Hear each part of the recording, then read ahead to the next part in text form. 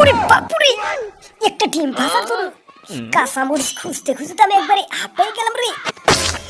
এই কাঁচামরিচ তো যে দামের দাম রে বাবা রে বাবা, কাঁচামরিচের যে দাম বাড়ছে রে বাবা, সোনার দামের দাম।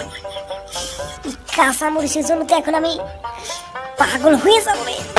কাঁচামরিচ কোথায় আছে আগে দেখে আসি, দেখি যাই একটু সুন্দর কাছে যাই, দেখি একটা কাঁচামরিচ পাই নাকি। যাই ঘুরতে ঘুরতে একটু সুল্লু কাছে যাই, দেখি দেয় নাকি। বেটার যে কিপটের কিপটিয়া।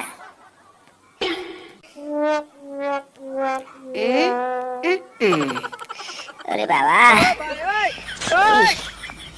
সুল্লু সুল্লু রে, এই কাঁচামরিচের জন্য তো আমি এখন পাগল হয়ে যাবো রে সুল্লু।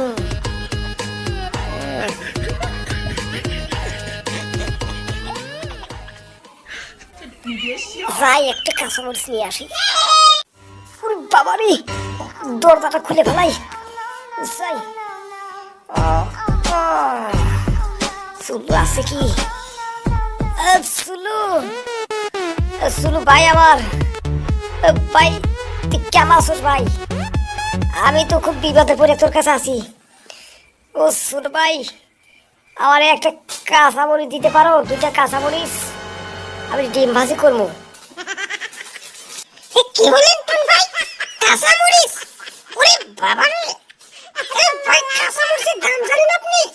এই কাঁচামরিচের ব্যাপারে আমি 3 দিন ধরে আমার বউ আমাকে বউয়ের কাছে যেতে দেয় না।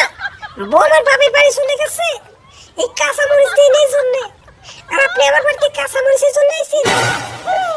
আরে ভাই টুন ভাই, আপনি কাঁচামরিচের দাম জানেন কত করে কেজি? 160 টাকা কেজি। বুঝতে পারছেন? সোনার দামের দাম এই কাঁচামরিচ। এই মরিচের জন্য আমার বউ চলে গেছে ভাইজান।